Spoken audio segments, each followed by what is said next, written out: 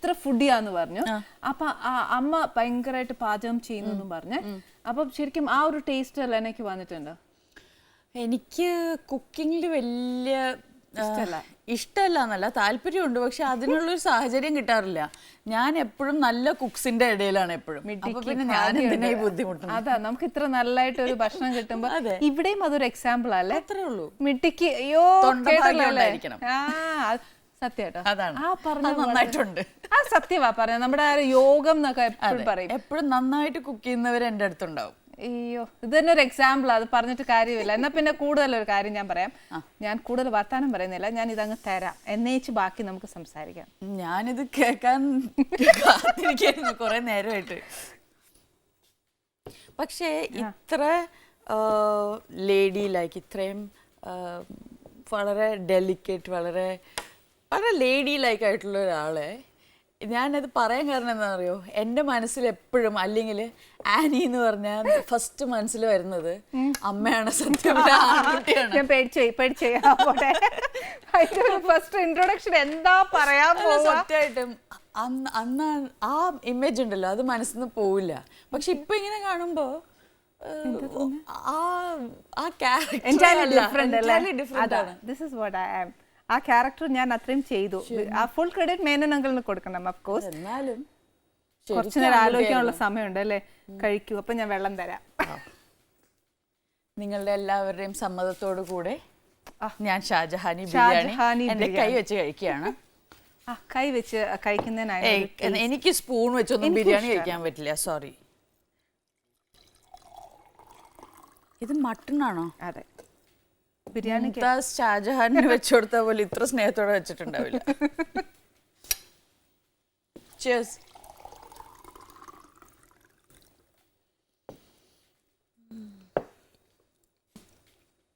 ലെന ഇവിടെ don't disturb. ഉയ്യോ ദൈവമേ, നമുക്ക് വർത്താനൊന്നും പറയാനൊക്കെ അല്ലേ? ഷാജഹാൻ നല്ലതാണ്. Super super. ഞാൻ ബിരിയാണി ഫാനാണ്, പക്ഷെ ഇങ്ങനത്തെ ഒരു ബിരിയാണി ഞാൻ ആദ്യമായിട്ടാണ്. ഇത് ക്വൈറ്റ് ഡിഫറെന്റ് ആട്ടോ. ഡെഫിനറ്റ്ലി. ഇതേ ഈ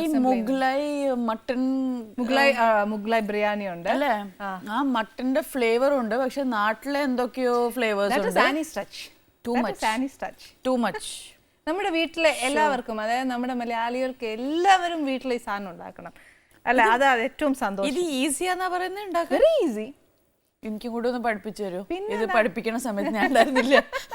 ആ ക്ലാസ്സിൽ ഞാൻ ആബ്സെന്റ് ആയിരുന്നു മാഡം. ടീച്ചറും കുട്ടിയായി. അപ്പൊ ഈ സമയത്ത് ചൂരലെടുക്കണോ? പ്ലീസ്, എനിക്ക് ഈ റെസിപ്പി വേണം. ഞാനിത് എന്തായാലും ഉണ്ടാക്കി നോക്കാം, എളുപ്പം പറഞ്ഞ സ്ഥിതിക്ക്. ഓക്കെ.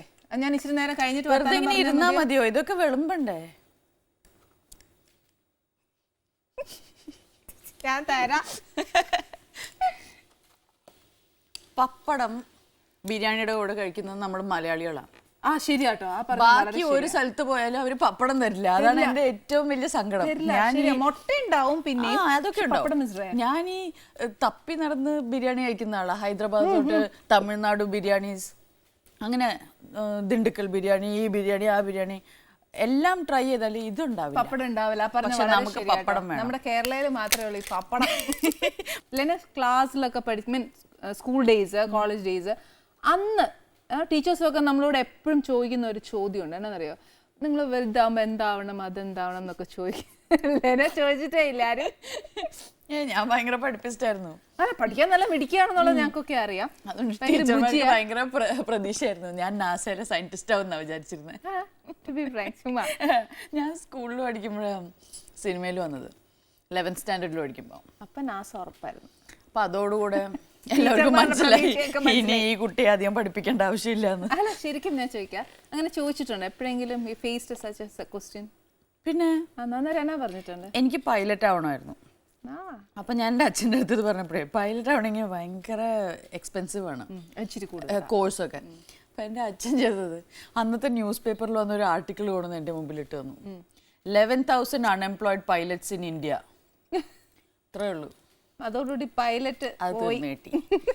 എനിക്കിപ്പോ വളരെ സന്തോഷമുണ്ട് പൈലറ്റ് ആവാണ്ടിരുന്നതിൽ. നെക്സ്റ്റ് ഇഷ്ടമായിരുന്നു ആക്ടിങ് ഒക്കെ? ഭയങ്കര പാഷൻ. ആക്ടിങ് ഒരുതരം ഭ്രാന്തായിരുന്നു ആക്ടിങ്. എന്ന് വെച്ചാൽ കുട്ടിക്കാലം മുതൽ ഒരു 3 വയസ്സൊക്കെ ഉള്ളപ്പോൾ തൊട്ട് എനിക്ക് ഓർമ്മയുണ്ട്, ഈ മിററിന് മുമ്പിൽ നിന്ന് ഗോഷ്ടി കാണിച്ചുകൊണ്ടിരിക്കുക. ഞാൻ തന്നെ പേഷ്യൻ്റ് ആവും, ഞാൻ തന്നെ ഡോക്ടറാവും. ഭയങ്കര മോണോ ആക്റ്റും കാര്യങ്ങളാണ് എപ്പോഴും മിററിന് മുമ്പിൽ. എൻ്റെ അമ്മ ഒരിക്കൽ ഇത് കണ്ടിട്ട് മിററിന് മുകളിലൊരു വലിയ കേർട്ടൻ ഇട്ടു. അപ്പോൾ ഈ കേർട്ടൻ മുകളിലേക്കാണ് കെട്ടുന്നത്. എനിക്കത് തുറക്കാൻ പറ്റില്ല. അല്ലെങ്കിൽ ഫുൾ ടൈം മിററിന് മുമ്പിലാണ് ഗോഷ്ടി. ഒന്നുമില്ല, കളിക്കാനും പോവില്ല, ഒന്നുമില്ല, ഫുൾ ടൈം മിററിന് മുമ്പിൽ ഗോഷ്ടിയാണ്. അപ്പൊ അതാണ് എൻ്റെ ഏർലിയസ്റ്റ് മെമ്മറി. പക്ഷെ ശരിക്കും എനിക്ക് ആക്ടിങ്ങിനോടുള്ള പാഷൻ എന്നല്ല പറയാ, എനിക്ക് ആ ക്യാമറയുടെ മുമ്പിൽ ആക്ഷനും കട്ടിൻ്റെ ഇടയിൽ നിൽക്കുന്ന ആ സമയം ഞാൻ ഭയങ്കരമായിട്ട് മിസ് ചെയ്തത് ഞാൻ സിനിമ വിട്ട് മാറി നിന്ന സമയത്താണ്. ഞാൻ പോസ്റ്റ് ഗ്രാജുവേഷൻ ചെയ്യുന്ന സമയത്ത് അഭിനയം നിർത്തി പോയതാണ്. ആ ഗ്യാപ്പിലാണ് ശരിക്കും എനിക്ക് മനസ്സിലായത്, ഒരു സാധനം നഷ്ടപ്പെടുമ്പോഴാണ് അതിൻ്റെ വാല്യൂ മനസ്സിലാവുന്നതെന്ന് പറയുന്ന പോലെ. അന്നാ എനിക്ക് മനസ്സിലായത് എനിക്ക് ഇത്രയും ക്രേസ് ഉണ്ട് ആക്ടിങ്ങിന്.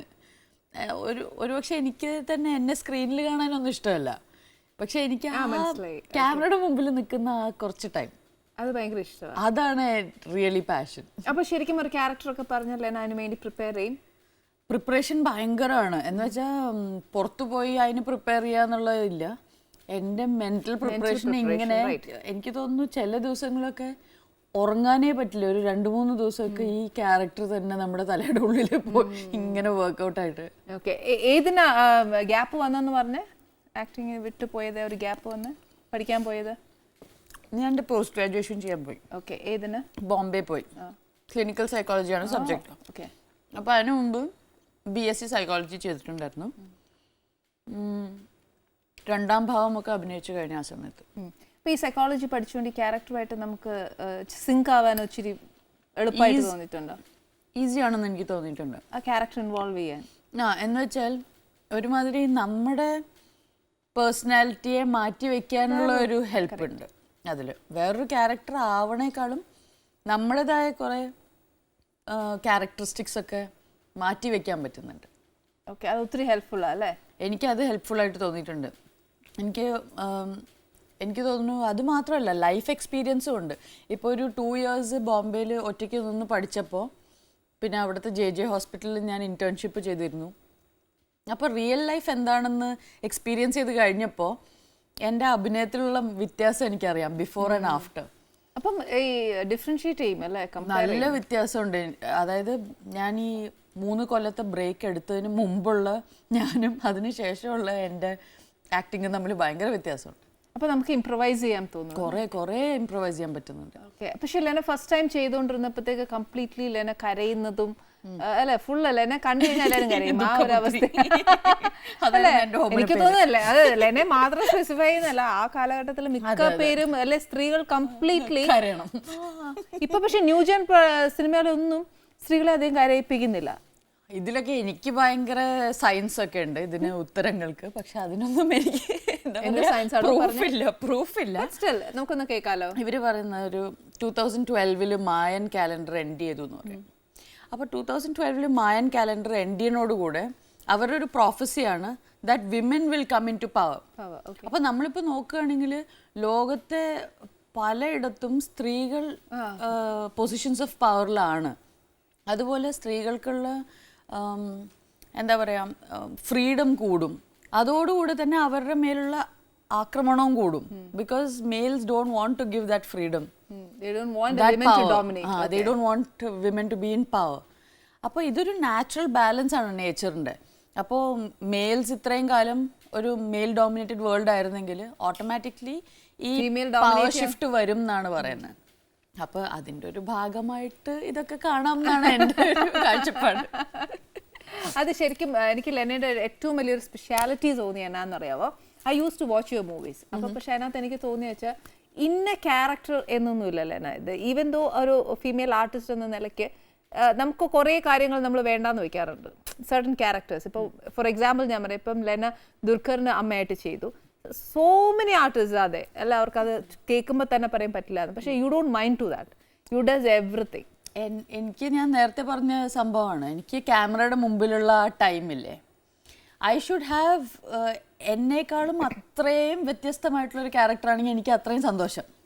ഓക്കെ എൻ്റെ അടുത്ത് നിൽക്കുന്ന ക്യാരക്ടേഴ്സ് ചെയ്യാൻ എനിക്ക് അത്ര ഇഷ്ടമല്ല ഇഷ്ടമല്ല എന്ന് വെച്ചാൽ ഭയങ്കര നോർമലി നമ്മളിങ്ങനെ ഡ്രസ്സ് ചെയ്ത ഒരു ക്യാരക്ടർ ചെയ്യണേക്കാളും അത്രയും ഡിഫറെൻ്റ് ആയിട്ടുള്ള ഒരു ടോട്ടലി ഡിഫറെൻറ്റ് പേഴ്സണാലിറ്റി ഏറ്റെടുക്കേണ്ട വരുന്നത് എനിക്ക് അതാണ് challenge. I enjoy that. Okay ഇതിനകത്ത് why you choose a different entirely character from you? Because നമ്മൾ മോസ്റ്റ് ഓഫ് ദ പീപ്പിൾ നമ്മളെല്ലാവരും ആഗ്രഹിക്കുന്നത് നമ്മുടെ ക്യാരക്ടറോട് ചേർന്ന് നിൽക്കുന്ന ഒരു ക്യാരക്ടറാണ്. വി ഫീൽ മോർ കംഫർട്ടബിൾ അല്ലേ? എനിക്ക് ആ കംഫർട്ട് സോണിൽ നിന്ന് മാറി നിൽക്കാൻ വേണ്ടിയിട്ടാണ്. ഇപ്പം എന്നോടൊരു ബിരിയാണി വെക്കാൻ പറഞ്ഞാൽ എനിക്ക് എത്ര വലിയ ചാലഞ്ചാ അത്? പറ്റില്ലല്ലോ.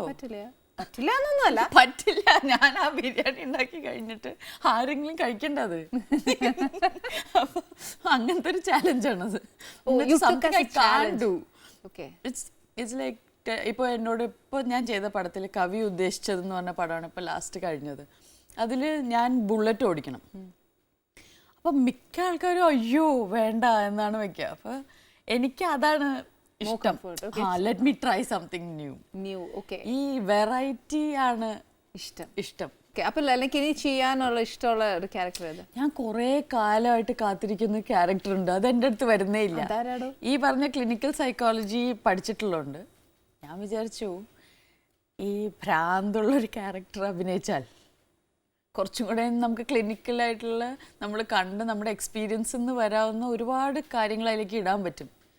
എന്നാൽ എന്നെ എപ്പോഴും സൈക്കാട്രിസ്റ്റ് ആക്കുന്നുള്ളൂ.